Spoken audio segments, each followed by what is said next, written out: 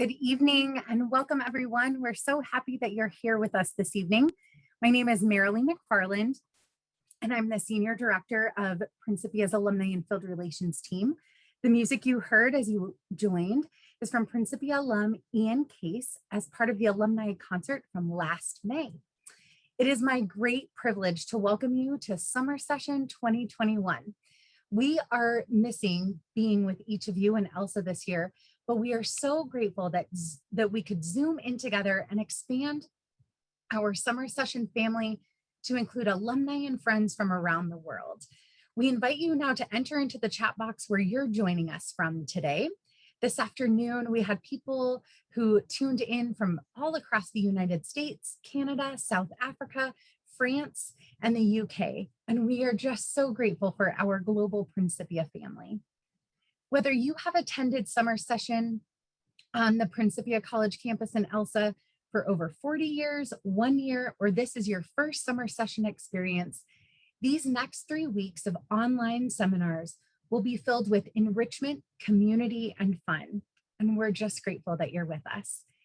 The seminars this month will cover topics from Bible to Beethoven, history to art. We will journey together to France and Zoom back across the world to Elsa for a special summer session social. We hope that you can join us for all of the programs. And if you miss one, don't worry, they are all recorded and will be available on our virtual events webpage. We'll put that link in the chat box. Today's talk highlights one of the vital and unique aspects of a Principia education, the Bible curriculum. From preschool through college and continuing on to lifelong learning, diving into the Bible and learning how we each can deepen our study is at the core of Principia. Principia Lifelong Learning offers Bible courses at summer session, as well as on trips to the Holy Lands, or you can join us this summer on the Principia Lifelong Learning cruise along the Rhone and Saône rivers in France, as we learn more about the teaching of Paul with Madeleine Maupin, as well as talking about politics and art history with other lifelong learning faculty members. I'll put the link in the chat box if you would like to learn more about that lifelong learning trip in August. Today, we are grateful that you've joined us for this talk on the Gospel of Thomas and the Bible, the marvelous coincidence, with one of our lifelong learning faculty members, Dr. Shirley Paulson. Dr. Paulson is a graduate of the upper school and college and is the principal producer of early Christian texts, the Bible and beyond. The website includes her online teaching, blog, and podcasts highlighting the work of other scholars of early Christianity. Dr. Paulson's academic work focuses on early Christian texts, especially those relating to healing practices and theology. Shirley has served as the head of ecumenical affairs for the Mother Church, Committee on Publication for Illinois, the Christian Science Board of Lectureship, among many other things. She has a wealth of knowledge, and we are thrilled that she's teaching at Summer Session 2021. This is part one in a two-part series, and we hope that you will join us for part two on Thursday, June 17th.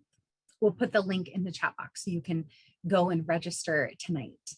We encourage you to submit your questions in the Q&A box throughout the talk. The new director of Principia Lifelong Learning, Heather Bureau, and I will be moderating the questions. Dr. Paulson, we so appreciate your time today, and I now turn it over to you.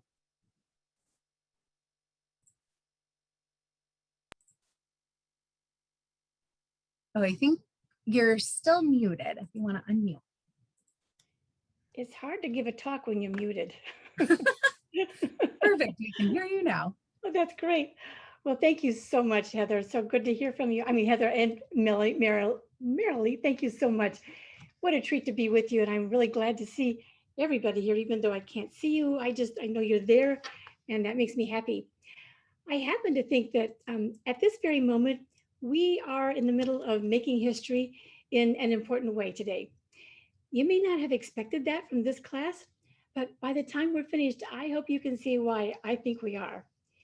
You probably figured out already that there's something different about the Gospel of Thomas. Obviously, it's not in the Bible or any of the traditional Christian Science literature. And yet, I think there are good reasons for us to take this ancient text very seriously. we're not looking at a museum piece.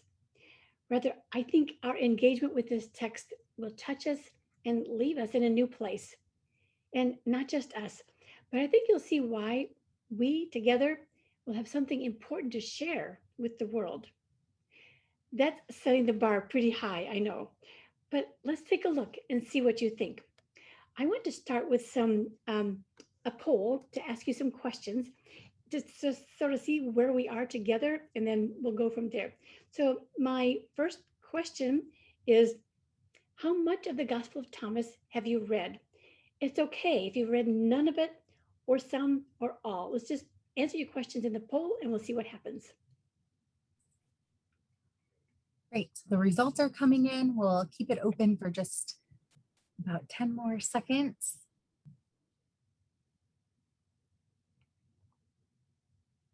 All right. I'll end polling. It looks like 62% of the attendees have read none of it, about 23 have read some, and 15% have read all. Okay, then that's great. We have some people who can help us out along the way. That's wonderful. And a lot of people haven't gotten into it at all. And I hope you're in for a real treat. We're glad to have all of you with us because we need all of you. My second question is, what year do you think the only copy of the full Gospel of Thomas was discovered? Oops, I need to make sure you go in there. There we go. Okay. Was it in 1725? I'm sorry, second question. 1725, 1890, or 1945? What do you think? Let's see. Looks like the majority of the people know the correct answer. Okay, and what is the answer? 1945. So 70% of the attendees knew that it was 1945. That makes me think that you have people who've been reading well because you must have read the introduction well, because I had that information in the introduction. That's just great. You're right, 1945. So the third question is, oh dear, just a second here. Okay. Do you know what Mrs. Eddy referred to when she mentioned the marvelous coincident? This just is a yes or no question. Do you know what she referred to? Let's see what you think about that.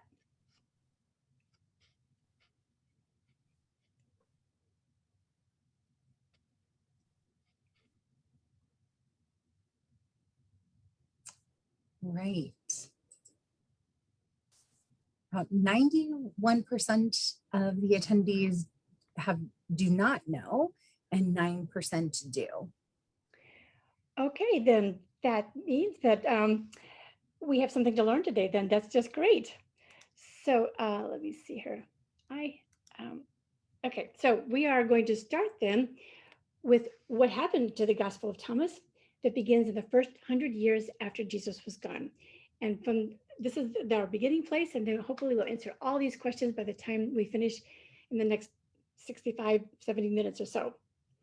So the story of what happened begins then about 100 years after Jesus had gone. And I'm not going to throw the Gospel of Thomas at you and have you figure out what it meant quite yet, but rather I'm going to present it to you as it found its way to Mary Baker Eddy, when it was found, and how much of it she actually saw. Lots of people have been talking about and writing about Jesus in the first couple of centuries. Of course, Jesus himself never wrote anything, at least not that we know of from any reliable sources, and his disciples probably didn't either. It's most likely that everything we know about Jesus is best understood from secondhand information, and most of the writings came many decades after Jesus was gone. So somewhere in the mix, many Gospels were written by people who heard or read about Jesus second or third hand. And the Gospel of Thomas was one of them, although there could be a small chance it was written by the disciple Thomas, but that's not very likely. Nobody knows why it didn't become part of the canonized New Testament centuries later when the canon evolved. But the evolution of a canon is a discussion for another day, really. The point here is that even though we know it was well used and liked during its day, somewhere along the line, it disappeared. Late in the 19th century, some wealthy Europeans began traveling and exploring around the world. Egypt became a fun place to travel for exploration because its dry climate preserved ancient artifacts in a way that hadn't happened anywhere else in the world. So suddenly, quite a few discoveries of early Christian writings began to emerge from dump heaps and graveyards. A really important one occurred in 1897. In Oxyrhynchus, Egypt, about 120 miles south of Cairo, two explorers found a very large collection of Greek papyri dating from the 1st to the 7th century of the Christian era. The most interesting was a page from a book containing sayings of Jesus. 6 years later, two more fragments were found that seemed connected in some way to the first fragment. It's really hard to overestimate the importance of this discovery. Look at this and imagine how much this little fragment of a text has impacted the world of religious thought. So we're going to go on from here and see what happened after this momentous discovery. The discoveries coming out of Oxyrhynchus were gaining interest and attention around the world. In the March 4th, 1901 edition of the Christian Science Sentinel, in the religious item column, there was a very brief mention of the discovery of more papyri at Oxyrhynchus near the famous Logia discovery, that first fragment. Almost a year later, the Sentinel covered the story of the discoveries more seriously, mentioning that the scholarly comments about them, quote, will be read with interest, especially by Christian scientists. Think about that too. That was a quote from the Sentinel, especially by Christian scientists. So even then, in 1901, we start to see that these discoveries are and should be of special interest to Christian scientists. Then, about 2 years later, in 1903, Annie Smith of Cambridge, England, sent Mrs. Eddy a copy of the newly published book titled Unwritten Sayings of Christ, the words of our Lord not recorded in the four Gospels, including those recently discovered. This really got her attention.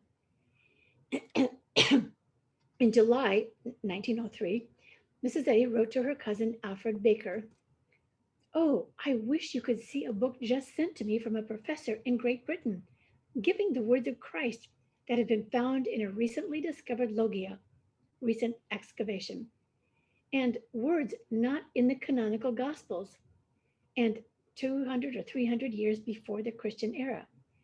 Now, I might just mention here that the reason she's referring to 200 to 300 years before the Christian era means that she was right in recognizing that the Christian era actually began in the 4th century at the Council of Nicaea, when the church was formalized and doctrines were established then. So between the time of Jesus and the Christian era was about a little over 300 years. So these words correspond, wait a minute. Yeah, okay. These words correspond, continuing on with what she wrote here. These words correspond precisely with some of my writings in Science and Health.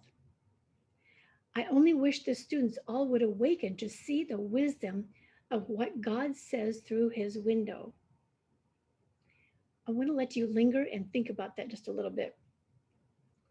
That she says that these words correspond precisely with some of my writings in Science and Health, and I wish the students would awaken to see the wisdom of what God says through his window. What did she see there? Well, it's hard to know for sure, but we know that Annie Smith guided her to look at page 43 in that book. So remember, these are the newly discovered words of Jesus. Imagine running across these sayings and trying to figure out what they meant after knowing only the things in the Bible. This is what she read on page 43 in the book. This is the fragment. And to Salome inquiring, how long death shall have power, the Lord said, so long as ye women bear children, for I came to destroy the works of womankind. And Salome said to him, I have done well then in not bearing children.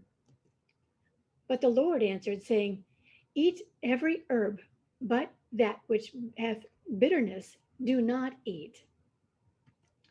And when Solomon inquired when should be known the things about which he was asked, for example, when the kingdom of God should come, the Lord said, when ye shall have trodden down the garment of shame, and when the two shall be one, and the male with the female, neither male nor female. Now, that probably doesn't make a lot of sense, but I want you to sort of notice that the little phrase is highlighted at the bottom there in bold, because that was the thing that she latched on to, that she was excited about. Well, soon Christians everywhere were excited about the discovery of these new sayings of Jesus. The Christian Science Journal published a rather lengthy article in February of 1904 on these new discoveries. And then 6 months later, in August of that year, 1904, Mrs. Eddy was given another book published by these new scholars that were discussed in the journal article. Their book was titled New Sayings of Jesus and Fragment of a Lost Gospel from Oxyrhynchus. And now Mrs. Eddy is really quite taken with the discoveries herself. Just to help you keep track of what's going on here, this lost gospel turns out to be the Gospel of Thomas, but nobody knew it at that time.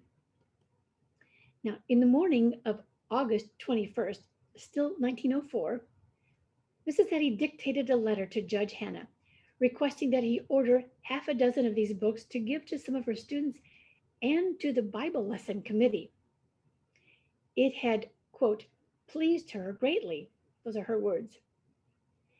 In the same letter, she had been giving him instructions on specific information she wanted included in a biographical essay on her.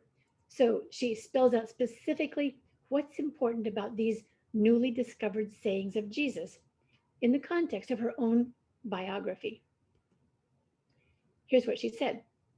Let me repeat and emphasize that you are to make note of the fact and mention it in this biography of our leader that she wrote in Science and Health long ago what is found in the chapter on the apocalypse relating to the male and female, and that she now has found this significant corroboration thereof, but which she never saw until now because it was never published before.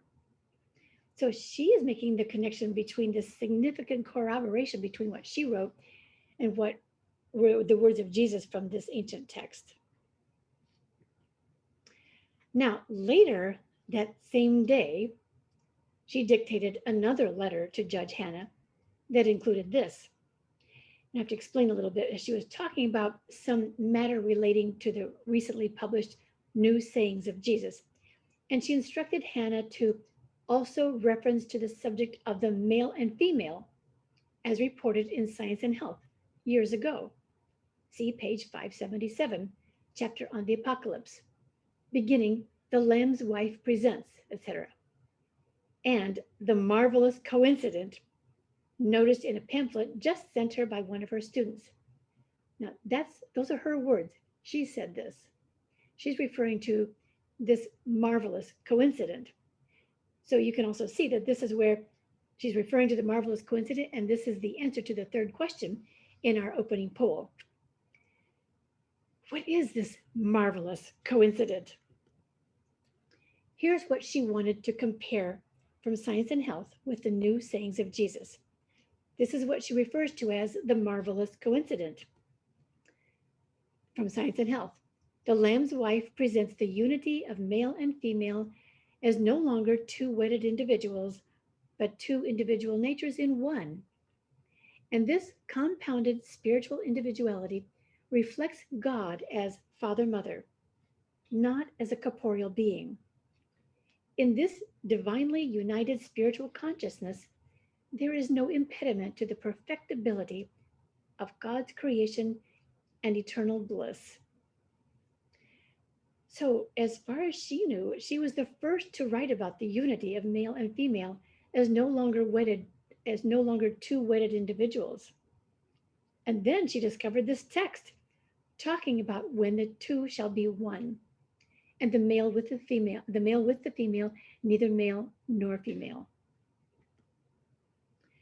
Right now, let's go back to the history of the text itself. We paused here in 1904 to notice Mrs. Eddy's response to it. You know that she passed on in 1910. So, of course, she never responds to the later developments. And I want to pause here a moment to give credit to the amazing help I had on this research on Mary Baker Eddy to my friend and colleague, Linda Bardman. She helped me to sort through all kinds of confusing and obscure bits of information from the Mary Baker Eddy Library and from Linda's own books that showed us what Mary Baker Eddy actually saw and read. Kudos and many thanks to Linda for her help on this. And now we're going to move on to see what happens next.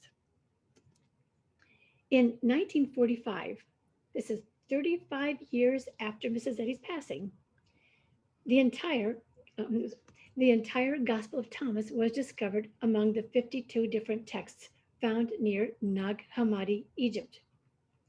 It's in the second one of these 13 books. So this is the second answer to our poll question. The only complete copy of the Gospel of Thomas was found in 1945. Although scholars didn't know it at the time, this was and still is the only copy of the Gospel of Thomas now known in the world, and it's written in Coptic.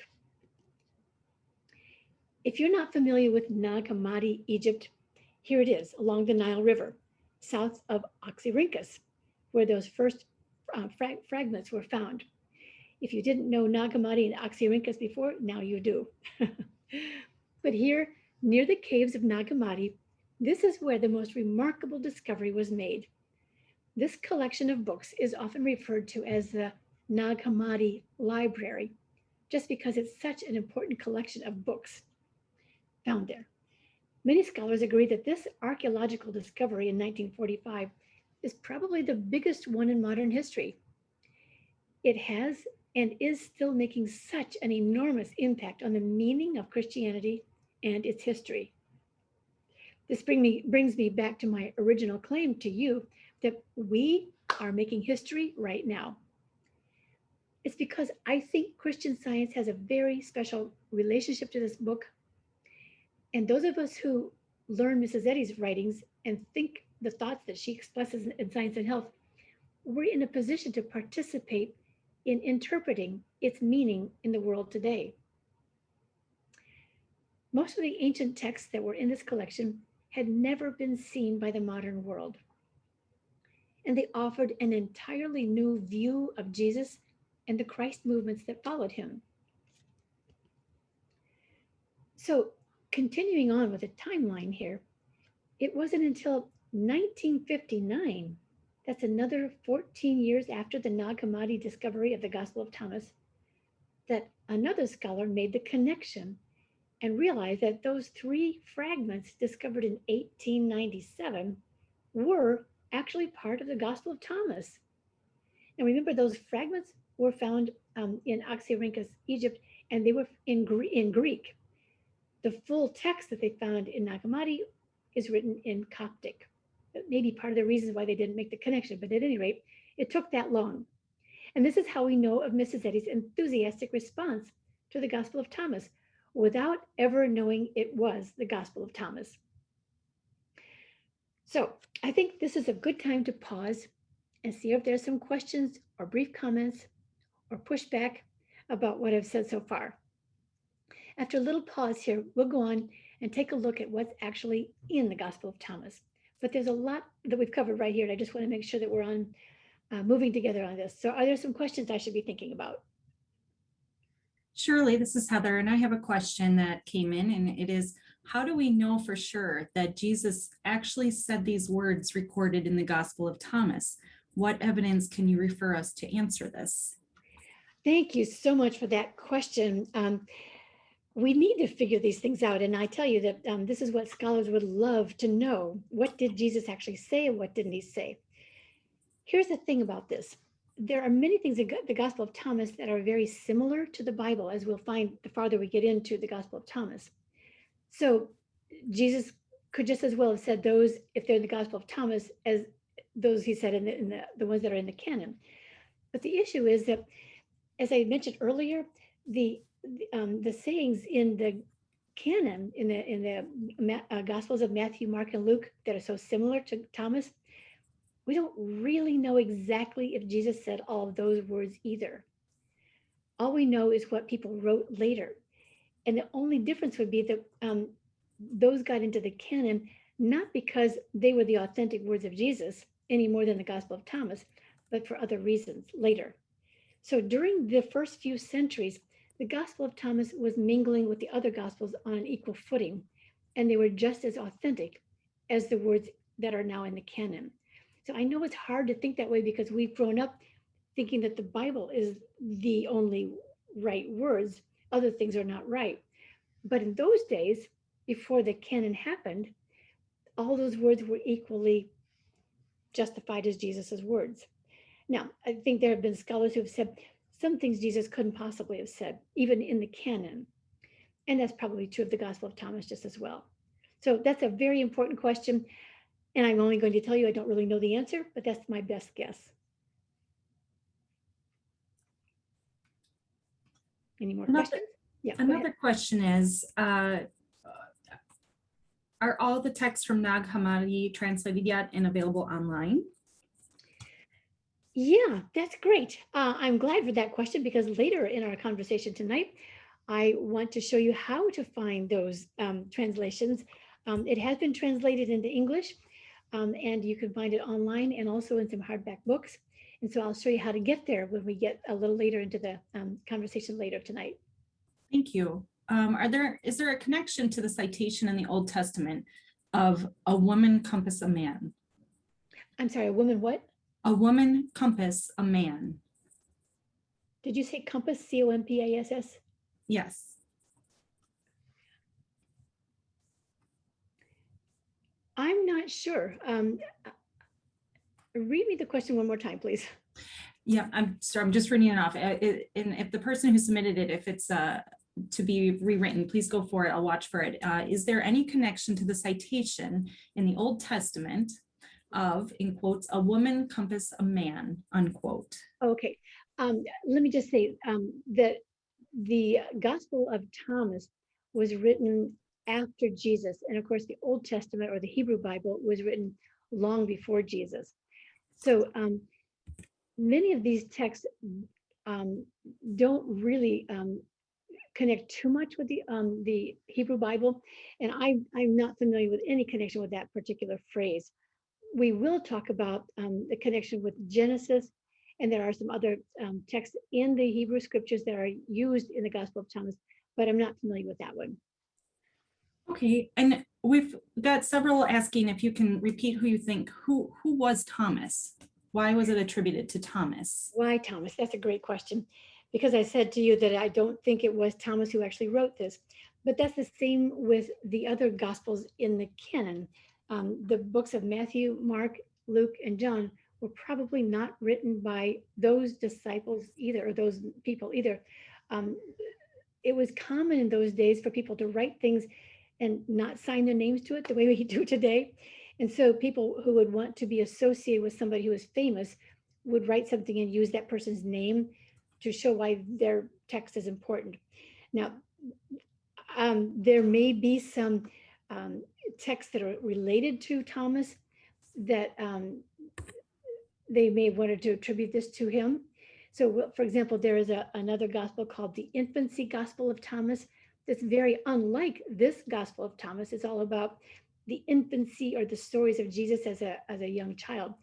And the Gospel of Thomas, this one that we're talking about, has nothing to do with that. But they're also attributed to Thomas. There are a number of writings attributed to Thomas. So that perhaps it could be that there was a community of people who were followers of Thomas, and they wrote things that were attributed to him. So we don't think that Thomas necessarily wrote them, but he may have. It's still possible. We just don't happen to really know. But we do. It is certainly connected to the person who was the disciple of Jesus. That was the name that they're using it to refer to. Thank you. Here's another one. Mary Baker Eddy referred to Thomas, quote, dull, disciple. Does the Right. gospel change or reinforce that description? Yeah, that's a really good question. This shows me again how I respect Mrs. Eddy as a scholar, because it's true. I mean, the only things we know about the disciples from the canon or from the gospels that are in the Bible say very little about the disciples. We just don't know very much about them. But there were many, many other texts that were written, and again, they were of equal importance before some of them were separated out to be in the canon. And so um, those many of those texts would be just as valid as this one. Okay, lost my train of thought here. What was the question again?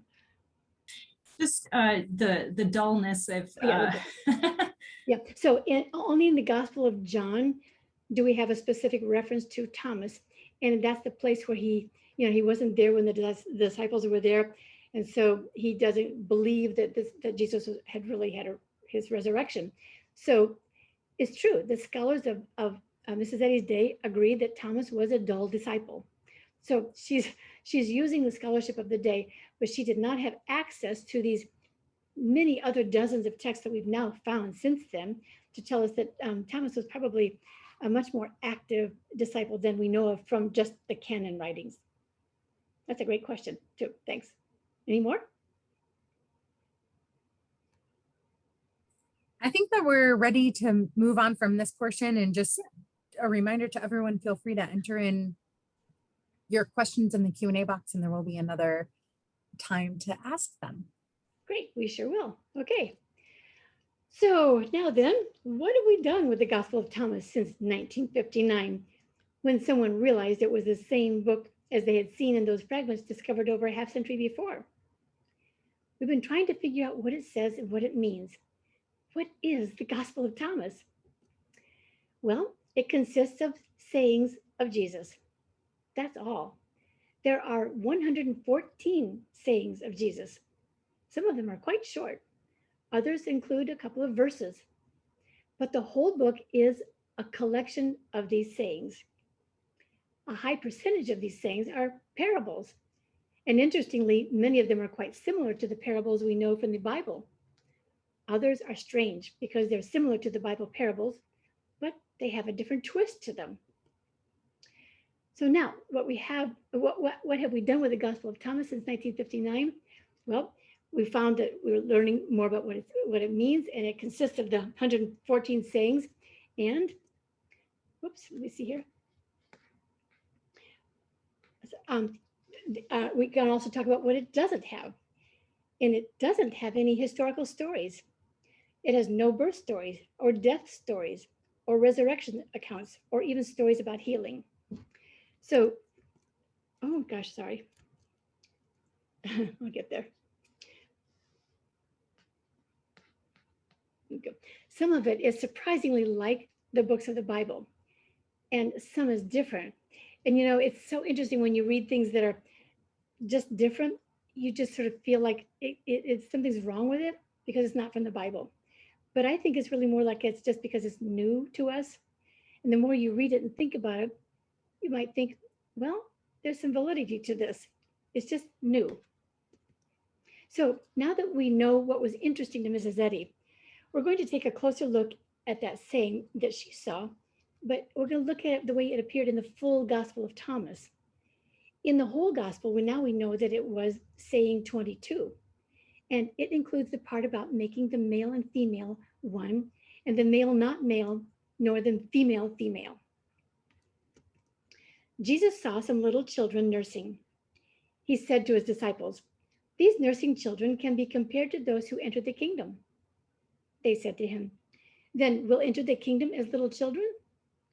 Jesus said to them, "When you make the two into one, and make the inner like the outer, and the outer like the inner, and the upper like the lower, and so make the male and the female a single one, so that the male won't be male, nor the female female. When you make eyes in the place of an eye, a hand in the place of a hand, a foot in the place of a foot, and an image in the place of an image, then you'll enter the kingdom." This particular saying is well known among scholars because it raises so many questions. And of course, it's the closest to what Mrs. Eddy saw. And now that we can see the whole saying and in the context of the rest of the sayings, I want to share with you what some recent scholars have said about some of these phrases just to get a feel for what scholars are thinking about with this. For example, Jesus saw some little children nursing. These nursing children can be compared to those who entered the kingdom. So one scholar, R. Michael Wilson, says, it's a familiar idea from the canonical Gospels that only the childlike can enter the kingdom of God. And Robert M. Grant and David Noel Friedman says this about little children. It's more than being childlike.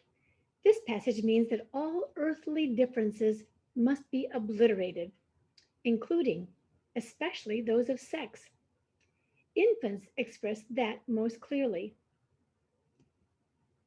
And then here's the other phrase. When you make the two into one and make the inner like the outer, and the outer like the inner, and the upper like the lower, and so make the male and the female a single one, so that the male won't be male, nor the female female. Right?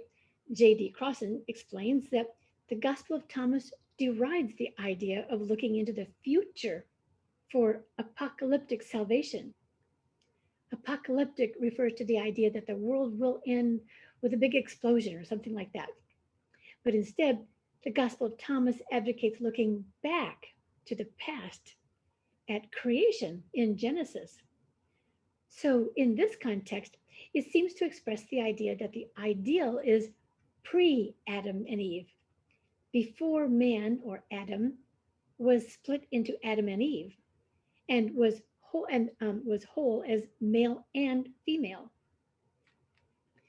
And then Grant and Friedman, whom I mentioned before, also got back to the original state of creation.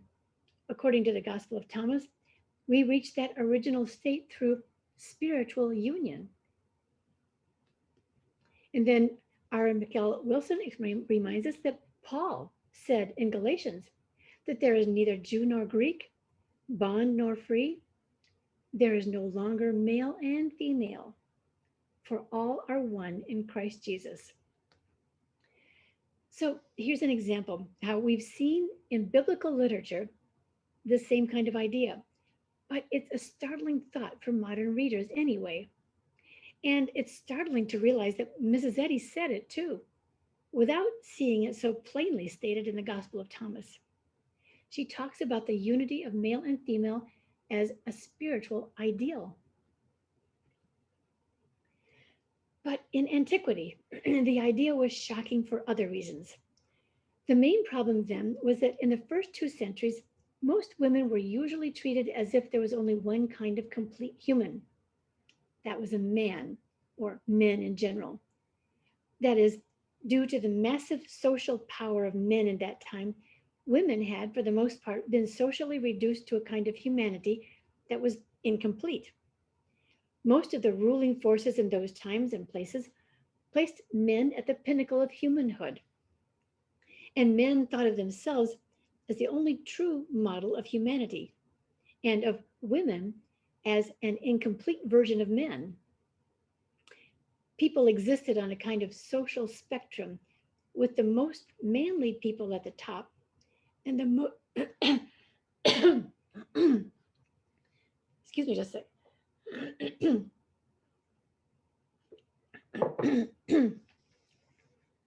Okay, so people existed on a kind of social spectrum with the most manly people at the top and the most womanly people at the bottom. Some changes were beginning to take place in that women were obtaining property rights and the right to divorce. And this made room for a broader range of the meaning of being a woman. So this kind of spiritual idea about neither male nor female was another new concept for this idea of gender in those days. Now, if this wasn't wild enough, let me take you to the most challenging and controversial saying out of all 114 of the sayings in the Gospel of Thomas. Not surprisingly, it also has to do with gender, which is why we're going to do this one now. Next week, when we get together again for part 2, we'll talk about other issues. But this interest in gender is what Mrs. Eddy thought of as the marvelous coincident, which is why we're talking about it today. So here is saying 114. It's the last one in the gospel and probably the most perplexing. Simon Peter said to them, "Let Mary leave us, for women do not deserve life." Jesus said, "Look, I will lead her so that I might make her male, which will make her into a living spirit resembling you males. For any woman that makes herself male will enter into the realm of heaven."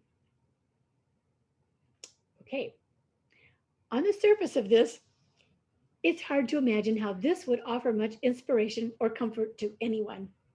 So you probably realize that lots of scholars have had lots of different opinions about this one. I'm going to share with you the thoughts of several scholars just to give you an idea of how people think about these things and how there isn't any really one right answer. It's just what we bring to our understanding of these things. So starting with Stephen Davies, he says, this is just an add-on saying. It wasn't there in the beginning when the Gospel of Thomas was written because it doesn't make any sense with the rest of the book. That's one way to interpret it. And then I want to give you the view of another scholar, Hal Taussig. He says this was the way gender worked in those days. When the female makes herself male, then they're fully human. Like men, they are free to enter the realm of heaven. Now, I just want to pause a moment here also and just add a word about this use of the word realm of heaven. Traditionally, this Greek and Coptic word has been translated kingdom of heaven. Many scholars are now more comfortable using the realm of heaven because kingdom implies a king who is boss rather than a realm of spiritual equal and important beings. So Dr. Taussig usually refers to the realm of heaven. He's one of many scholars who do that. Anyway, back to the Gospel of Thomas. He continues to say, this saying about women being like men, free to enter the realm of heaven, is a bit like saying 22, the one we already looked at, the one that Mrs. Eddy was drawn to, where the goal is to become one gender. In this case, saying 114 is also one gender, male. So in comparison with saying 22, this one, 114, is maybe less powerful and loving because it's so male-centered. Right now, I'd like to show you what I think, which is admittedly influenced by my training in Christian Science. This isn't to say this is how a Christian Scientist needs to interpret it. I'm just showing you how my Christian Science background helps me make sense of this. I wanted you to know these other interpretations just so you can see how people are reading the Gospel of Thomas and how your interpretation might be something different and better. But anyway, I want to read this saying once again, just to remind you what it says. Simon Peter said to them, "Let Mary leave us, for women do not deserve life." Jesus said, "Look, I will lead her so that I might make her male, which will make her into a living spirit resembling you males. For any woman that makes herself male will enter into the realm of heaven." All right, so here are my thoughts. First, you should know that Mrs. Eddy teaches that gender is a social construct. It's not about a physical identity. And we know that the social meaning in antiquity was based on superiority and inferiority. The idea of male did not mean the same as what it means today, socially. Being male was clearly superiority in society. So you can see that Jesus is using the idea of his day when he equates entering the realm or kingdom with those who are living spirits, like the males. So we can infer that this kind of idealized male is a spiritually whole being with no reference to masculine or feminine physical traits. We also know that the Jews, who were Jesus's followers, took the book of Genesis seriously. They knew this verse as well as we do. So God created humankind in his image.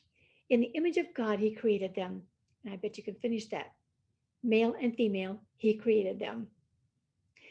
So the Jews who listened to Jesus knew that in the beginning, God made wholeness to include male and female.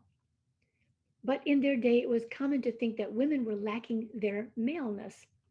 So what Jesus says in this saying would remedy, at least for Mary, her deficiency.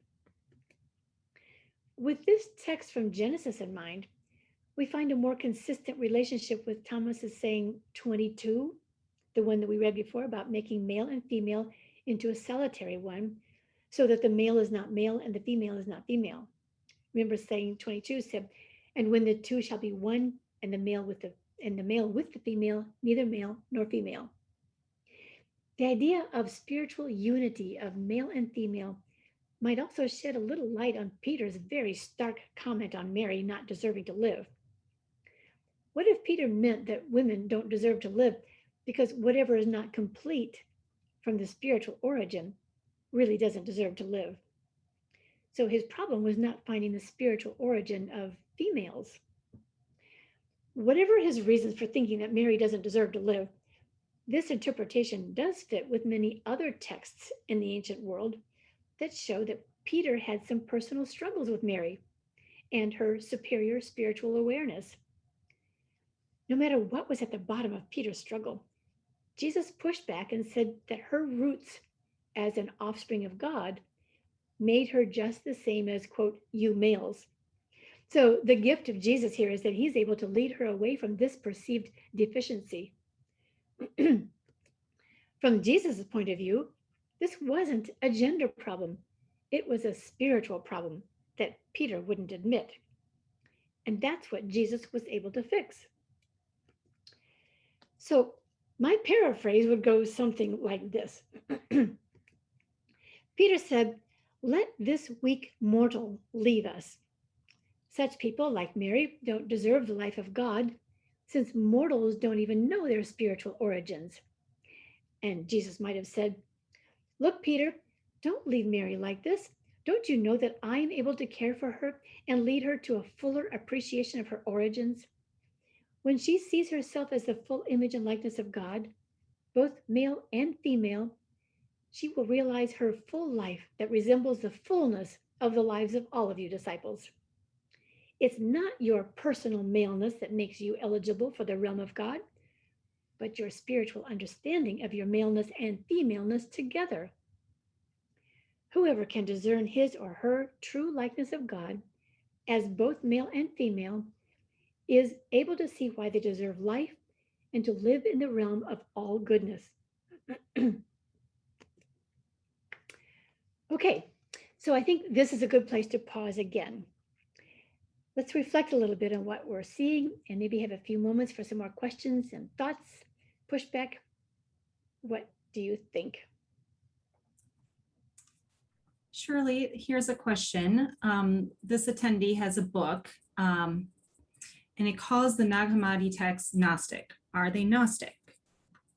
Okay, that is a very, very important question. In fact, I think it's so important. That's why we have part 2 of this series of the Gospel of Thomas in the Bible, because it's such a huge issue. I'm going to devote that topic to our next session. So please come back on Thursday, June 17th, and we'll talk about that. To answer your question a little more directly, though, I would say that I don't believe in the word Gnostic, and I'm going to explain that next week. And so there's no particular real definition of Gnostic, and whatever definition there is, this one does not seem to fit it very well. Now, there are issues in this book that do connect with some of the bits and pieces that are associated with Gnosticism that I will go into more detail next time. But on the whole, I would say no. And I'll tell you why next time. It's a big question. Okay, a few folks asking if you can explain what Coptic is. Thank you. Yeah. Okay. Coptic is simply the ancient Egyptian language. It's the oldest version of the ancient Egyptian language. And so it means that that's when the Egyptians who were, many of the early Christians were Egyptian. Remember, Alexandria is in Egypt, and northern Africa. That was the common language in that area of the world, and so a lot of these early Christian texts were translated into Coptic. And so when they found the Nag Hammadi library that was all in Coptic, the language of Coptic, one of the reasons it took such a long time for us to get to know those books was that a lot of people had to learn to read and understand Coptic to be able to translate it, let alone understanding the things that were such a shock to them. So this business of being in Coptic did contribute to the difficulty in getting to know what's in these books. Thank you. And then another popular question, what Mary is being referenced? Oh, yes, Mary, Mary, Mary. There are so many Marys in the Bible. And even in the extra canonical text, there are lots of Marys. And the answer to your question is nobody really knows because they didn't use any Mary's last names.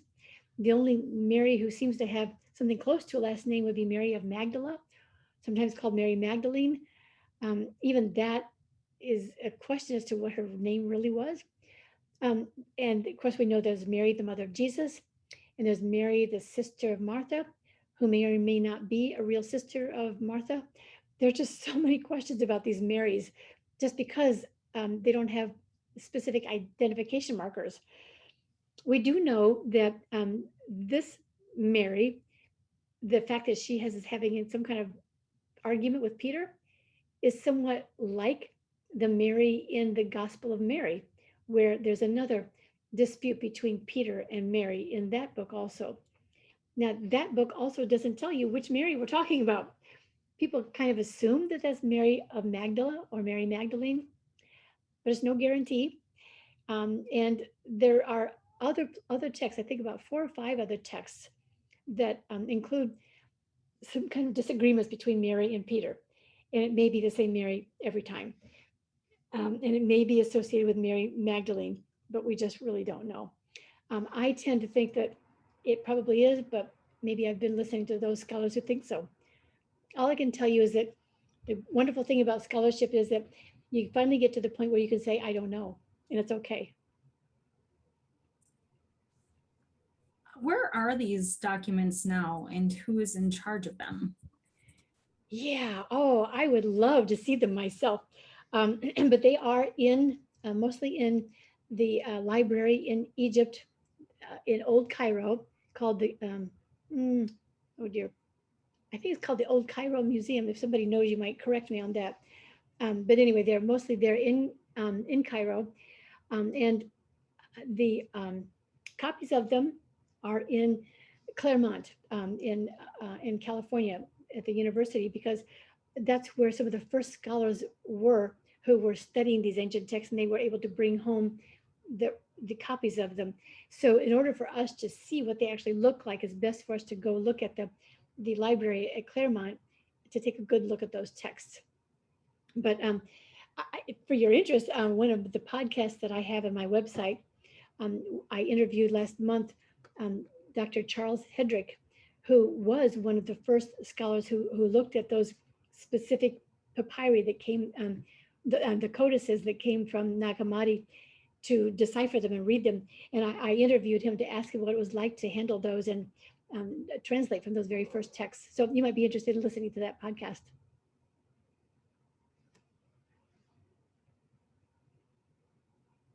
Some more thoughts?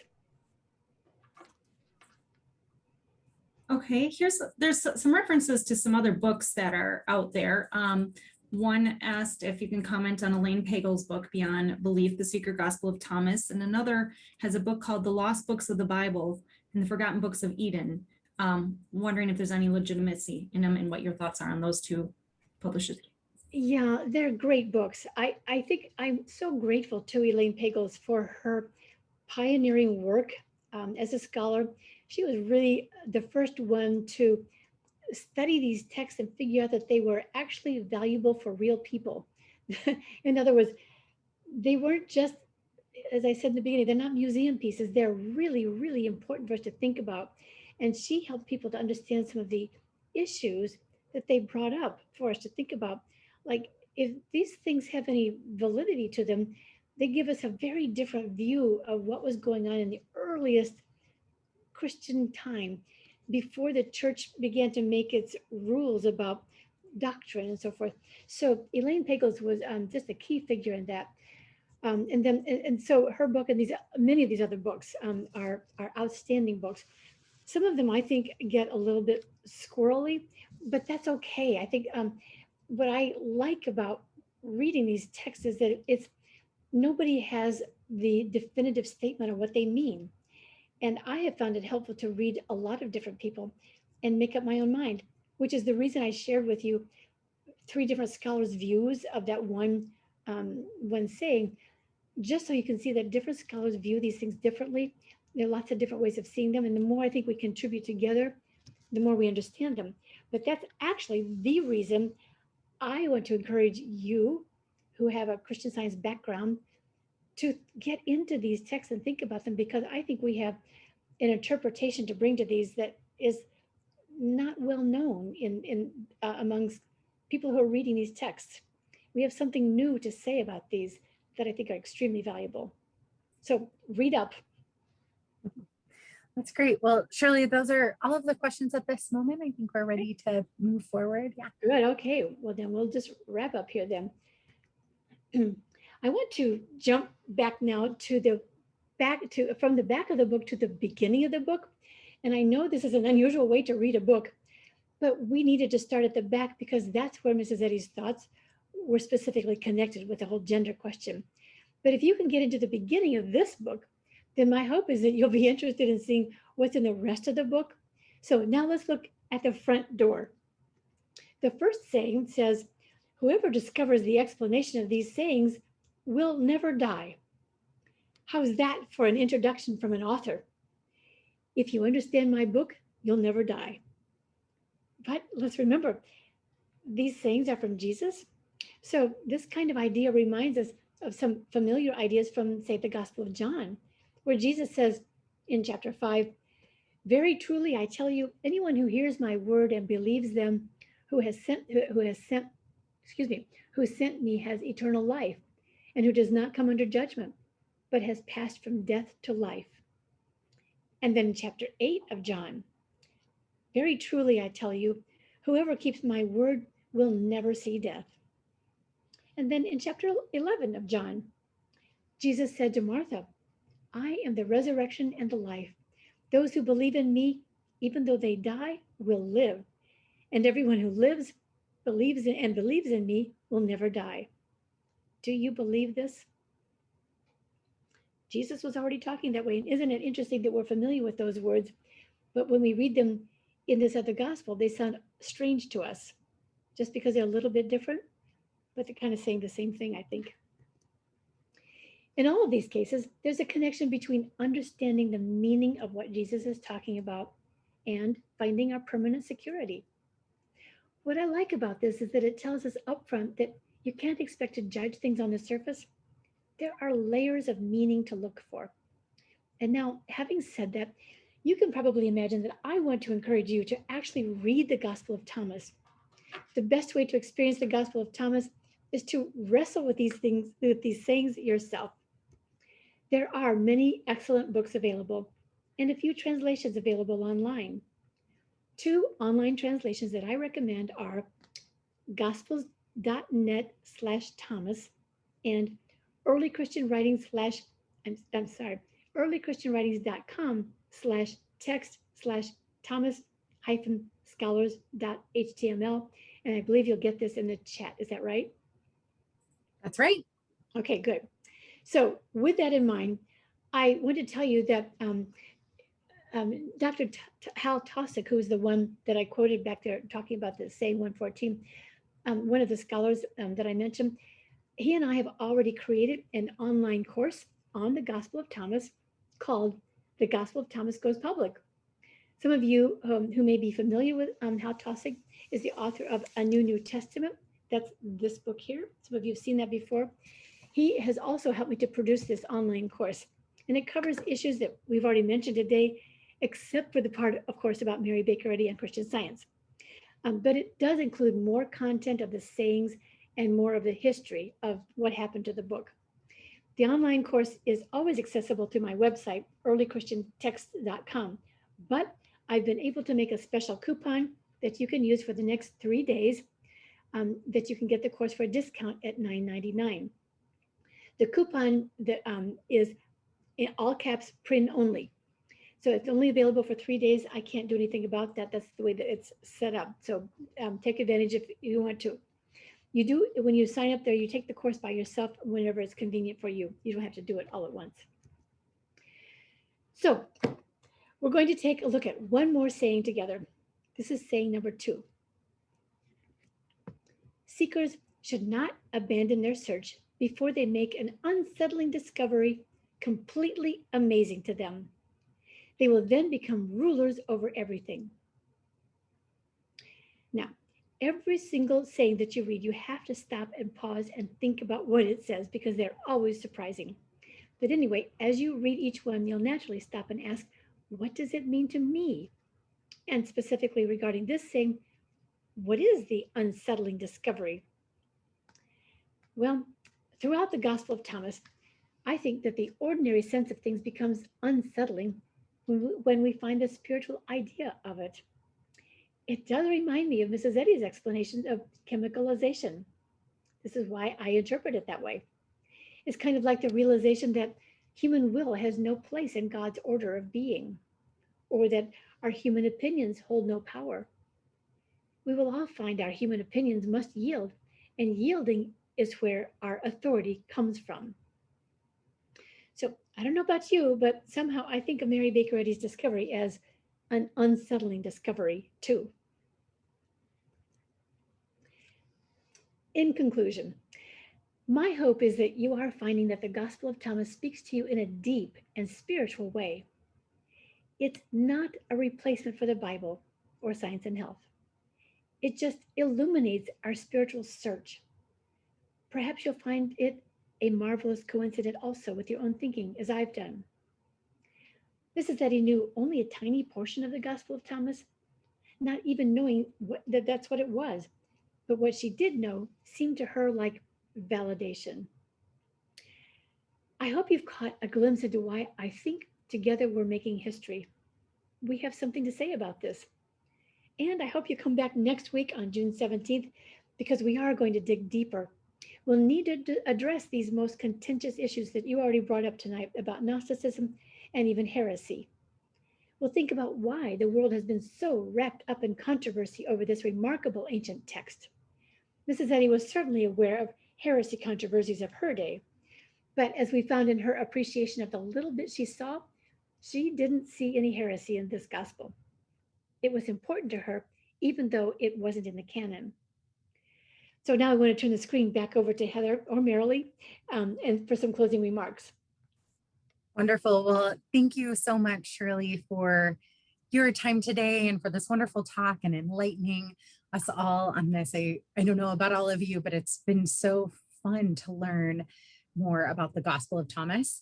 I knew nothing. So I've learned a lot today hearing both talks, and so wonderful to have you all joining us from all across the United States and Canada, and even from Sydney, Australia. So this is a real global learning experience this evening, and we're just thrilled that you're all with us. On behalf of the Lifelong Learning team, thank you all so much. As we mentioned, Shirley will be giving part 2 on Thursday, June 17th. And we hope that you will join us for more of our upcoming summer session events. Our next event is on Thursday as we journey to France with Susie Ledbetter and learn more about Van Gogh and his incredible work and friendship. So you can view all of the information about the upcoming events at principia.edu/summer session, and I will put that link in the chat box. We will be emailing you the link from the recording from today's talk, as well as the discount code that is in the chat box currently, but you will receive an email with that, as well as the link to view the slides from today's presentation. So thank you all so much, and I will turn it back to you, Shirley, for the benediction. All right, thank you. I thought it would be appropriate to offer a benediction for you from the Gospel of Thomas. So this is actually saying 5, and you won't be surprised to know that you have to think about it. But this benediction says, from saying 5, discern what is in front of you, and everything concealed will become apparent. I'll see you on the 17th. Bye-bye.